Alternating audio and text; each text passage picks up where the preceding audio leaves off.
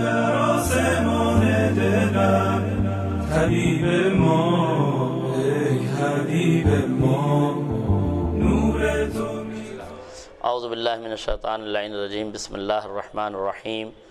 وبہ نستعین وہو خیر الناصر والمعین. حضرات گرامی قدر، ابتداً امت مسلمہ کو اور عالم انسانیت کو ولادت بعصادت حضرت امام علی رضی اللہ عنہ والسلام کی تبریک و تہنیت پیش کرتے ہیں، بالخصوص مراجعنا العظام اور بالاخص وقت کے امام کی خدمت میں ہم تبریک و تہنیت پیش کرتے ہیں۔ آئیے ہم امام علی رضا علیہ السلام کی تاریخ حیات کا مختصر سا جائزہ لیں اور آپ کے بارے میں کچھ گفتگو کی جائے۔ جناب ہمارے اور آپ کے 8ویں امام امام علی رضا علیہ السلام کی ولادت بعصادت 11 ذی القعدہ سن 148 ہجری میں ہوئی اور آپ کی شہادت عظمیٰ 23 ذی القعدہ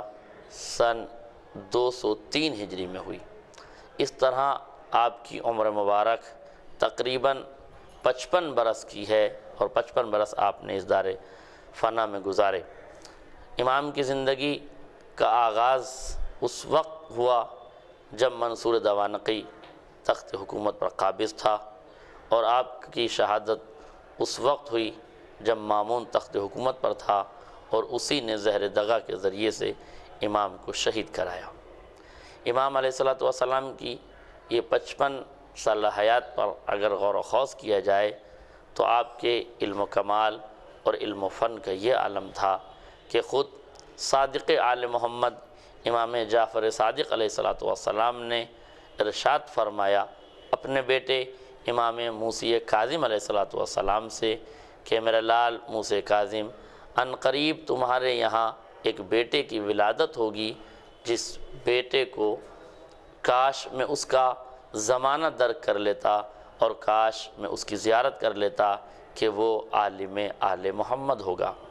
امام علیہ السلام کا یہ فرمان کہ تمہارے گھر ایک بیٹا پیدا ہوگا، کاش میں اس کی زیارت کر لیتا، اس بات کی علامت ہے کہ امام نے ان کی زیارت نہیں کی۔ اس کی وجہ بھی واضح ہے کہ چھٹے امام کی شہادت 15 شوال یا بروایت دیگر 25 شوال سن 148 ہجری میں ہوئی۔ اس طرح اگر 25 شوال کی شہادت کو تسلیم کر لیا جائے تو 15 دن قبل ہی امام کی ولادت 8ویں امام کی ولادت سے 15 دن قبل آپ کی شہادت واقع ہو گئی۔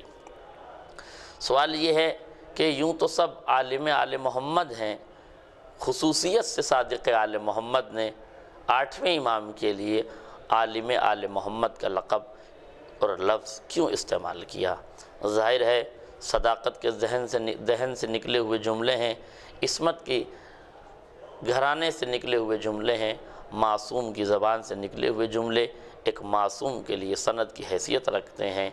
حقیقت یہ ہے کہ سب عالم آل محمد ہیں، سب صادق آل محمد ہیں، سب باقر العلوم ہیں، سب کاظم ہیں اور سب کے سب رضا ہیں، مگر لقب کی اپنی اپنی ایک خصوصیت ہوا کرتی ہے۔ چونکہ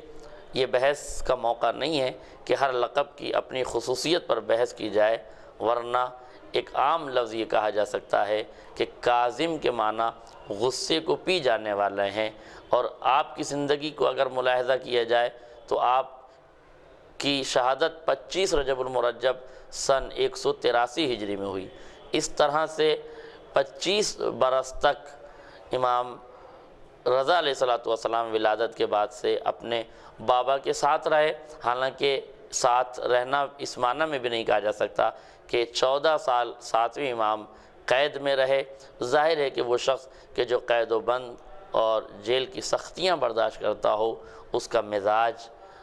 برہم ہو جاتا ہے، اس کے مزاج میں برہمگی پیدا ہوتی ہے۔ اس لیے خالق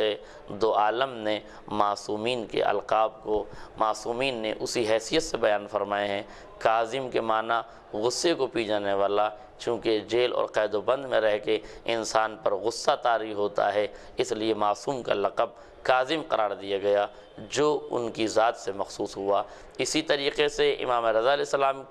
کا لقب عالم آل محمد کے عنوان سے اگر دیکھیں تو چونکہ سب عالم ہیں لیکن عالم کی خصوصیت اس عنوان سے کہی گئی کہ پانچویں اور چھٹے امام کے زمانے میں جب علوم اور فنون کی بازیابی ہوئی اور امام نے لوگوں کو علم و فن سے آگاہ کرنا شروع کیا، چونکہ پانچویں اور چھٹے امام کا زمانہ وہ تھا جب بنی عباس اور بنی امیہ کے درمیان جنگ جاری تھی، حکومت کی دوڑ میں یہ دونوں قبیلے دوڑ رہے تھے اور گھوم رہے تھے۔ اس وقت ائمہ اطہار علیہ السلام میں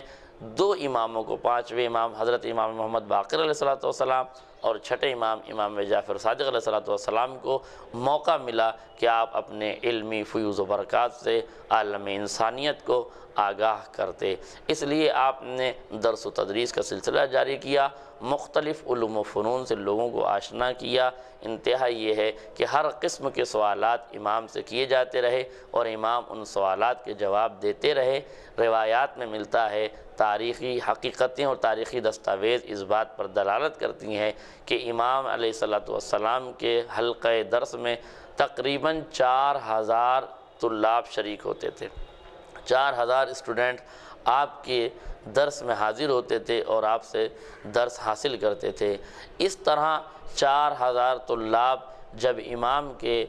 حلقہ درس میں تشریف فرما ہیں، مختلف علوم و فنون امام نے لوگوں کو بتائے اور ان کو آگاہ کیا، تو ظاہر ہے کہ یہاں سے لوگ پڑھنے کے بعد اپنی عقل و خرد کے دریچوں کو وا کرنے کے بعد، غور و خوض کرنے کے بعد متعدد سوالات ان کے ذہنوں میں اٹھے، متعدد شبہات ان کے ذہنوں میں پیدا ہوئے۔ ان تمام تر شبہات اور سوالات کا امام نے جواب دیا۔ تو جو لوگ اس وقت وہاں موجود تھے انہوں نے کتابیں بھی لکھنا شروع کی، انہوں نے اپنے علوم اور فنون کو جو ائمہ اطہار امام علیہ السلام سے لیا تھا اس کو پہنچانا شروع کیا۔ جب یہ درس و تدریس کا سلسلہ جاری رہا تو اس طرح جب حکومتیں اپنا کام کرتی رہی اور بنی امیہ کی حکومت ختم ہوئی اور بنی عباس کی حکومت شروع ہوئی تو اس وقت ساتویں امام کا دور شروع ہوا۔ حکومت نے سب سے پہلے تخت حکومت پر قبضہ کرتے ہی درس و تدریس کے اس سلسلے کے اوپر حرف لگایا اور اس سلسلے کو بند کیا، اور اس کے بعد ساتویں امام کو قید و بند کی تاریکی میں گزارنا پڑی۔ حالانکہ ساتویں امام قید میں رہنے کے بعد بھی اپنے منصب امامت کو ادا کرتے رہے، حکومت میں نہ آپ نے تداخل کیا، نہ آپ نے حکومت سے دوری اختیار کی، بلکہ چاہنے والوں کو حکومت کے اثرات سے بھی واقف کرتے رہے اور ان کی شرعی ذمہ داریوں سے بھی واقف کرتے رہے۔ ایک طرف امام نے حکومت میں کام کرنے کی اجازت بھی دی اور علی ابن یقطین کو وہاں وزیر بننے کی اجازت دی، تو دوسری طرف صفوان جمال کو جو حاکم کو اونٹ کرائے پر دیتا تھا اس کو دینے سے منع کیا، اس لیے کہ آپ وزارت کا عہدہ اس لیے معین کیا تاکہ حکومت میں رہ کے مسلمانوں کے اور بالخصوص موالیان آل محمد کے وہ بگڑے ہوئے امور کو سنبھال سکیں اور حکومت کی ظلم و زیادتی سے عالم انسانیت کو بچانے والا ایک مہذب وزیر ہونا چاہیے۔ اس لیے علی ابن یقطین جو صحابی امام تھے ان کو آپ نے حکومت میں جانے کی اجازت دی۔ دوسری طرف سے صفوان جمال کو اس لیے امام نے اپنے صحابی کو منع کیا کہ فرمایا کہ اگر جب تم اسے اونٹ دیتے ہو تو تم یہ امید رکھتے ہو کہ وہ تمہیں اونٹ واپس کرے، اس کا کرایہ تمہیں واپس کرے، تو تم ظالم کی بقا چاہتے ہو، اور ظالم کی بقا چاہنا یہ مستحسن امر نہیں ہے، یہ کوئی اچھا کام نہیں ہے، لہذا تمہیں چاہیے کہ تم اپنے اونٹوں کو کرائے پر نہ دو۔ اس طرح ایک طرف آپ نے حکومت میں تداخل کے لیے بھی منع کیا، حکومت کی بقا کے لیے بھی منع کیا، اور دوسری طرف آپ نے علی ابن یقطین کو وزارت کے عہدے کی اجازت بھی دی۔ یہ بتانا صرف اس لیے مقصود ہے کہ امام جیل میں رہ کر بھی، قید و بند میں رہ کر بھی، حکومت کی نظر میں رہ کر بھی امت مسلمہ کی امور سے غافل نہیں ہوتا، ان کی مصیبتوں اور پریشانیوں سے بیگانہ نہیں ہوتا، بلکہ ہمیشہ اپنا سایہ شفقت ان پر رکھتا ہے، چاہے ظاہری نظروں سے وہ اوجھلی کیوں نہ رہے، بظاہر قید میں رہے پھر بھی وہ امت مسلمہ کے امور سے غافل نہیں رہتا۔ اس طرح سے امام رضا علیہ السلام بھی اپنے عمل کو جاری رکھتے ہیں، اپنے منصب اور فریضے کو جاری رکھتے ہیں، اور اس طرح جاری رکھتے ہیں کہ جب امام قید خانے میں ہیں تب بھی آپ امور دینی اور شرعیہ کو لوگوں تک پہنچاتے ہیں، اور جب 183 ہجری میں امام موسیٰ کاظم علیہ السلام کی شہادت واقع ہو جاتی ہے، اس کے بعد امام رضا علیہ السلام کا ظاہری دور حکومت شروع ہو جاتا ہے۔ اور اس وقت جب امام کا دور حکومت شروع ہوا تو دوسری طرف سے حکومتوں نے چھٹے اور پانچویں اور چھٹے آقا کے زمانے میں جو علوم و فنون پھیلے ہوئے تھے وہ صرف امور مملکت میں اور صرف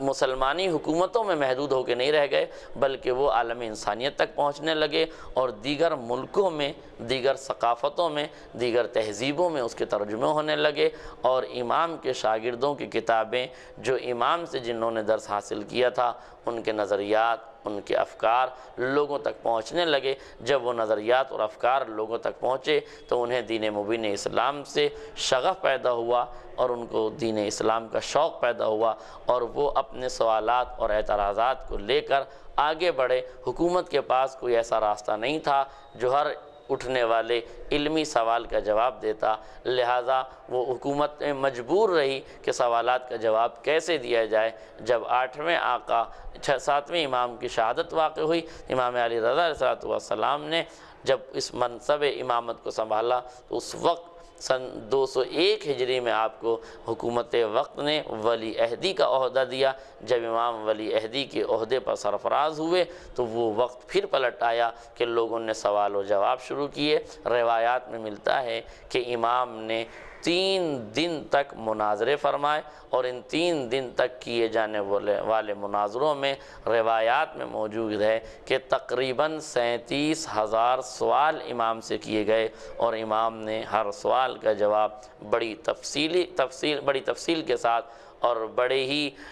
تمام تر جوانب کے ساتھ اور تمام تر پہلوؤں کو آشکار کرتے ہوئے ان کے علمی جوابات امام نے ارشاد فرمائے۔ امت مسلمہ نے کہیں اس کو محفوظ اس انداز میں نہیں کیا جس انداز میں محفوظ کرنا چاہیے تھا، حالانکہ اگر امت مسلمہ اس وقت ان 37,000 سوالات کو اپنے دامن میں سمیٹ لیتی تو یقین کیجئے اس وقت ہمارے پاس ایک علم کا ذخیرہ ہوتا، معلومات کا انبار ہوتا، لیکن افسوس کہ امت مسلمہ نے اور اس وقت کی ظالم حکومت نے مناظرے تو کرائے، اسلام دشمن طاقتوں کو منہ توڑ جواب تو دلایا، اور وہ لوگ خاموش بھی ہو گئے، مگر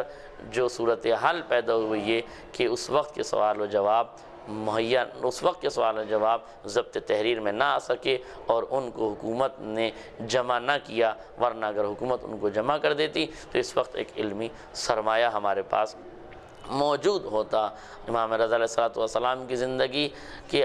حسین و جمیل پہلو ہیں کہ جس میں آپ نے ولی عہدی قبول کرنے کے بعد امور مسلمہ کو، امت مسلمہ کے بگڑے ہوئے کاموں کو انجام دینا شروع کیا۔ امام نے بتایا کہ جب امام قید میں رہیں تب بھی امت مسلمہ کے امور کو سنبھالتے ہیں، جب امام تخت حکومت پر آ جائیں تب بھی امور مسلمہ کو سنبھالتے ہیں، جب امام قید و بند میں رہیں تب بھی حکومت سے نبض آزما رہتے ہیں، اور جب تخت حکومت پر ظاہری آ جائیں تب بھی حکومت سے نبض آزما رہتے ہیں، حکومت کے غلط پہلوؤں کی تنقید کرتے ہیں، غلط نظریات کی تنقید کرتے ہیں، حکومت سے بے خوف و خطر ہو کے رہتے ہیں۔ یہی امام نے بتایا سچ کا راستہ یہی ہے کہ علم کو دنیا تک پھیلاؤ اور غلط نظریات کی تردید کرتے چلے جاؤ، بے خوف و خطر ہو کے اللہ کی راہ میں کام کرتے رہو۔ انشاءاللہ ہر انسان اگر امام علیہ السلام کی زندگی کو اپنانے لگے تو یہ